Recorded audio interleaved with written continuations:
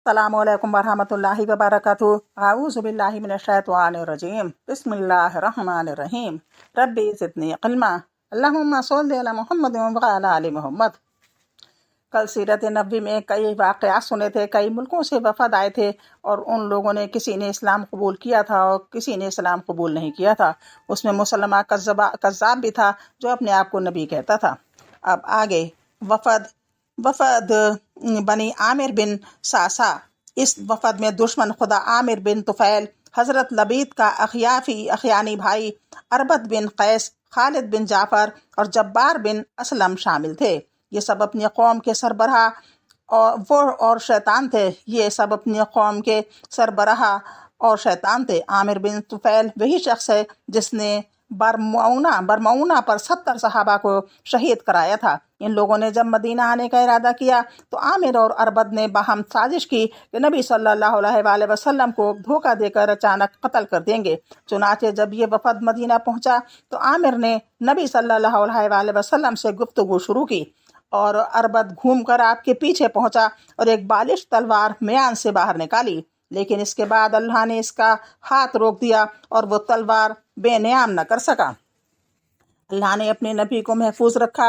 नबी सल्लल्लाहु अलैहि वसल्लम ने इन दोनों पर बद्दुआ की, जिसका नतीजा ये हुआ कि वापसी पर अल्लाह ने अरबद और इसके ऊँट पर बिजली गिरा दी, जिससे अरबद जल मरा। इधर आमिर एक सलूलिया औरत के उतरा और इसी दौरान इसकी गर्दन में गुलटी निकल आई। जिसके बाद वो ये कहता हुआ मर गया कि आह, ऊँट की गुलटी जैसी गुलटी और एक सलूलिया औरत के घर में मौत।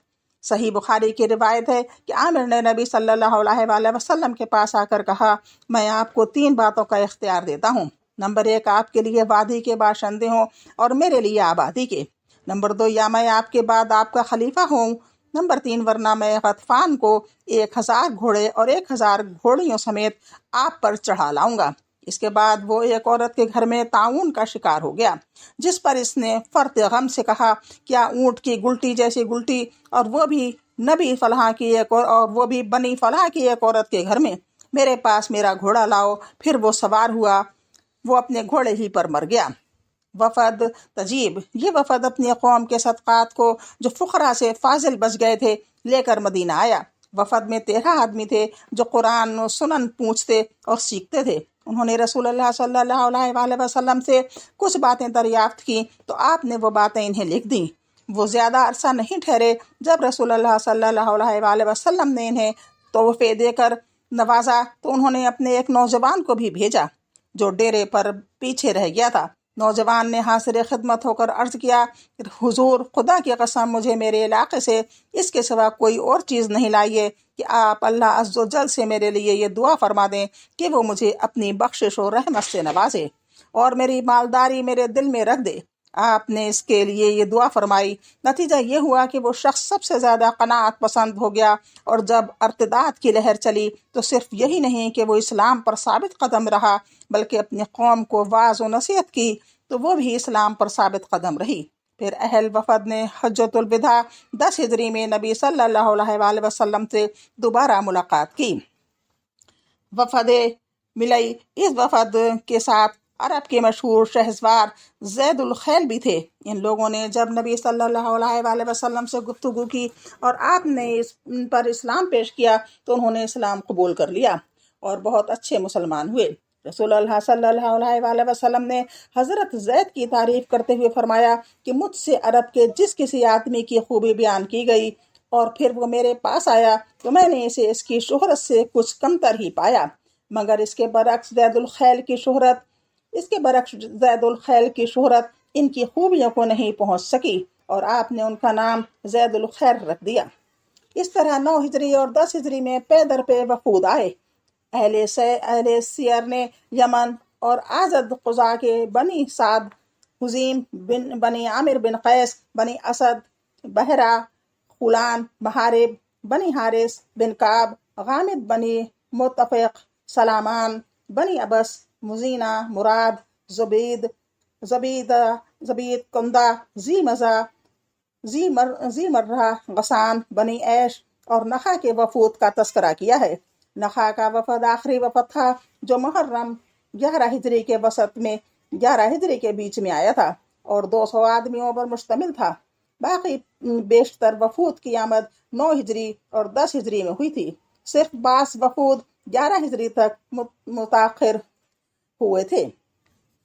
इन वफूद की पेदर पे आमद से पता लगता है कि इस वक्त इस्लामी दावत को किस कदर फरोग और कबूल आम हासिल हो चुका था। इससे यह भी अंदाज़ा होता है कि अहले अरब मदीना को कितनी कदर और तासीम की निगाह से देखते थे, हत्ता कि इसके सामने सुपर अंदाज होने के सिवा कोई चाराकार नहीं समझते थे। दर हकीकत मदीना जज़ीरतुल अरब का दारुल हुकूमत बन चुका था और किसी के लिए इससे सिर्फ नज़र मुमकिन